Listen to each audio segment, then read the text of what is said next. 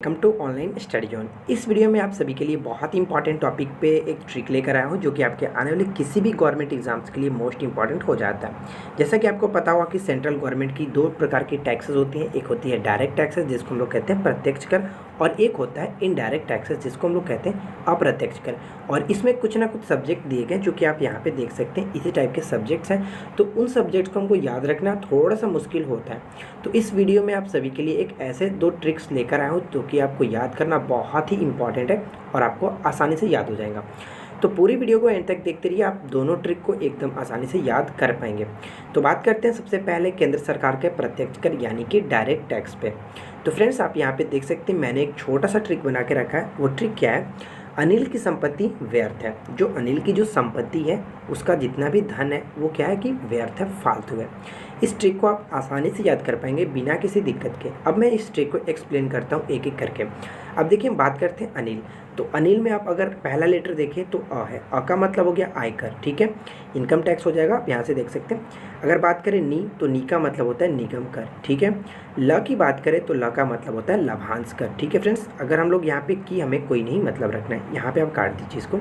और बात करते हैं संपत्ति यानी कि संपत्ति कर, ठीक है। और अगर हम बात करें व्यर्थ तो देखिए व्यर्थ से यहाँ पे आपका दो निकल जाएगा। देखिए आप व्यर्थ को अगर ध्यान से देखिएगा तो यहाँ पे आपका व्यय कर भी बन जाएगा और ये ब्याज कर भी बन जाएगा।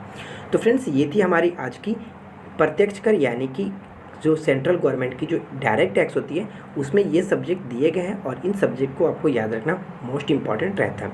तो इस ट्रिक की मदद से आप आसानी से इसको याद कर पाएंगे और उम्मीद करता हूँ कि अब तक आपको याद भी हो जाएगा। अनिल की जो संपत्ति है व्यर्थ है। अब हम लोग बात करते हैं कि जो सेंट्रल गवर्नमेंट का अप्रत्यक्ष कर यानी कि इनडायरेक्ट टैक्सेस है वो कौन कौन से हैं। तो फ्रेंड्स इसके लिए एक छोटा सा ट्रिक आप देख सकते हैं। जो सीमा ने सेव का उत्पादन किया और उसके बाद उसकी बिक्री की, यानी कहने का मतलब क्या हुआ, जो सीमा नाम की कोई लड़की है उसने क्या किया कि अपने बगीचे में सेव का उत्पादन किया यानी कि सेव का प्रोडक्शन किया और उसके बाद उसकी बिक्री की, सेल की।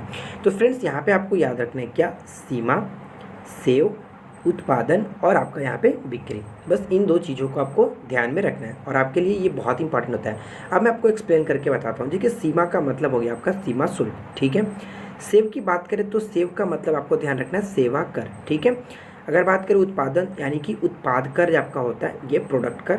अगर बात करें बिक्री तो बिक्री का मतलब होता है बिक्री कर जो कि सेलिंग जो टैक्स होती है वो। तो फ्रेंड्स इसमें आपके सिर्फ और सिर्फ 4 टैक्सेस आते हैं जो कि केंद्र सरकार के अप्रत्यक्ष होते हैं यानी कि इनडायरेक्ट टैक्स होते हैं।